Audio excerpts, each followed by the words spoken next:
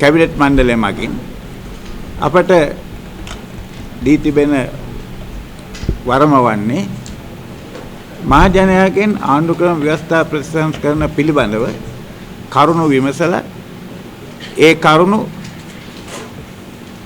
පදනම් කරගෙන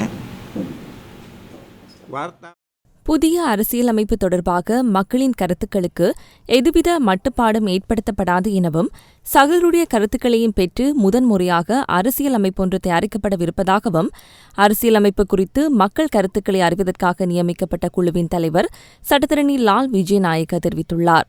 அரசியலமைப்பு தொடர்பாக மக்களின் கருத்தை அறியும் குழுவின் கூட்டம் நேற்று திங்கட்கிழமை கொழும்பில் நடைபெற்றது. இக்கூட்டத்தின் பின்னர் நடைபெற்ற ஊடகவியலாளர் மாநாட்டிலேயே அதன் தலைவர் லால் விஜயநாயக்க இவ்வாறு தெரிவித்தார். இதன்போது கருத்து தெரிவித்துள்ள அவர், இக்குழுவில் அங்கம் வகிக்கும் 20 பேர் 4 கொண்ட 5 குழுக்களாக பிரிந்து சகல மாவட்டங்களுக்கும் சென்று புதிய அரசியலமைப்பு பற்றி மக்கள் கருத்தை அறிந்து கொள்ளவுள்ளோம். இதன் முதலாவது அமர்வு கொழும்பு மாவட்டத்தில் எதிர்வரும் 18ஆம் தேதி நடைபெறவுள்ளது. அதன் பின்னர் ஒவ்வொரு மாவட்டங்களிலும் அமர்வுகள் நடத்தப்படும்.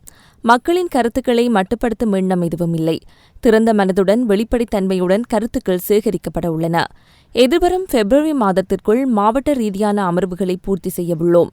முதலாவது கட்டத்தில் ஒவ்வொரு மாவட்டத்திலும் 2 நாள் அமர்வுகளை நடத்த எதிர்பார்த்துள்ளோம். தேவைப்படும் பட்சத்தில் மேலதிக அமர்வுகளை நடத்த முடியும். மார்ச் மாதத்தில் சேகரித்த கருத்துக்களை ஆராயவும் ஏப்ரல் மாதத்திற்குள் நாடாளுமன்றத்திற்கு இறுதி அறிக்கையை சமர்ப்பிக்கவும் எதிர்பார்த்துள்ளோம். மக்களின் கருத்தை அறிவதற்கு நியமிக்கப்பட்ட குழுவுக்கு எதுவித அரசியல் அழுத்தங்களும் இல்லை. சுயாதீனமான குழுவாக செயற்படுவதுடன் சட்டத்துறை வல்லுநர்கள், அரசியல்வாதிகள், சிவில் சமூக பிரதிநிதிகள், கல்விமான்கள் என பல துறை சார்ந்த 20 பேர் இதில் அங்கம் வகிக்கின்றனர். 20 தலைப்புகள் வழங்கப்பட்டு அவை குறித்து மக்கள் கருத்துக்களை தெரிவிக்க முடியும். இது தொடர்பான விளம்பரங்கள் எதிர்வரும் நாட்களில் ஊடகங்கள் மூலம் வெளியிடப்பட உள்ளன. கொழும்பில் உள்ள விசும்பாய கட்டடம் பிரதான அலுவலகமாக செயற்பட உள்ளது.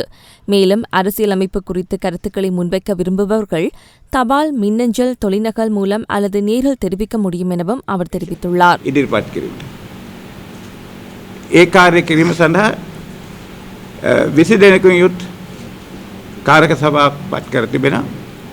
ඒ 20 දෙනා අතර ඇති වෙනවා මාත් ඊළඟට